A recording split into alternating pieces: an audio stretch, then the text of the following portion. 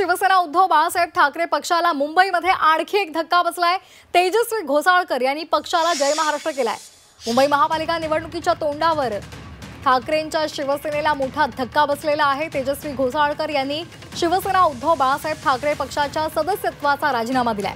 तेजस्वी घोसाळकर भाजपच्या वाटेवर आहेत का, अशा चर्चा आता त्यामुळे रंगलेल्या आहेत। आताची महत्त्वाची बातमी, शिवसेना उद्धव बाळासाहेब ठाकरे पक्षाच्या माजी नगरसेविका तेजस्वी घोसाळकर यांनी पक्षाला जय महाराष्ट्र केलेला आहे। विधानसभा निवडणुकीमध्ये उद्धव बाळासाहेब ठाकरे पक्षाने आधी तेजस्वी घोसाळकर यांचं नाव घोषित केलेलं होतं, मात्र त्यानंतर त्यांनी विनोद घोसाळकर यांचं नाव जाहीर केलेलं होतं।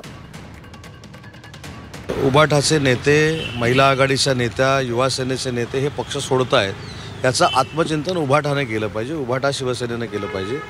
जे आमच्या संपर्कामध्ये येत आहेत ते एकनाथ शिंदे साहेबांचं नेतृत्व स्वीकारत आहेत, जे अन्य महायुतीच्या संपर्कामध्ये जात आहेत ते त्यांचं नेतृत्व स्वीकारत आहेत, परंतु उभाठामधनं जास्तीत जास्त फ्लो येण्याचा जो चालू आहे तो माननीय शिंदे साहेबांकडे सुरू आहे।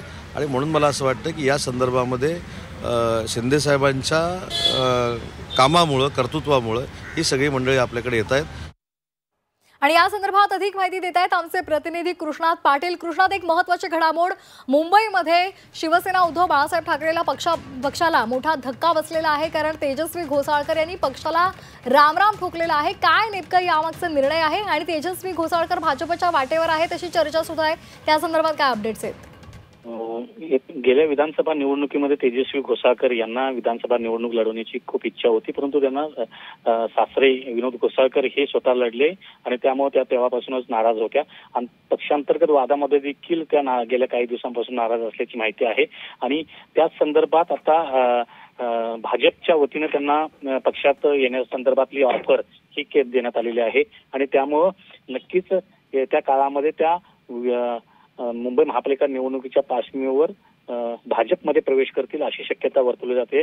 परंतु त्यांनी आपल्या विधानसभा प्रमुख पदाचा राजीनामा दिल्यानंतर उद्धव ठाकरे यांनी त्यांच्याशी फोनवर बोलणं केलेलं आहे आणि त्याचबरोबर आज मातोश्रीवर 11:30-12 वाजता त्यांना भेटण्यासाठी देखील बोलवलेलं आहे। त्यामुळे नक्कीच या संदर्भातली येत्या काळामधल्या ज्या राजकीय हालचाली ज्या आहेत त्या पाहायला मिळत आहेत।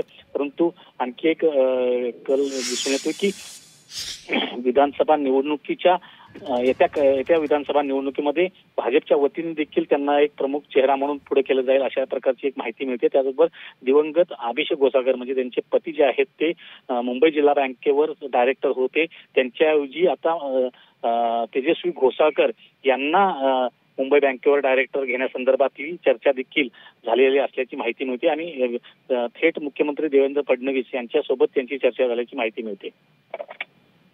अगदी धन्यवाद कृष्णात आपण दिलेल्या या सविस्तर माहितीसाठी। त्यामुळे आता तेजस्वी घोसाळकर मातोश्रीवर जातात का आणि त्यावेळेला त्यांची मनधरणी करण्यामध्ये शिवसेना उद्धव बाळासाहेब ठाकरे पक्षाचे उद्धव ठाकरे यांना यश येतंय का हे पाहणं महत्त्वाचं ठरणार आहे।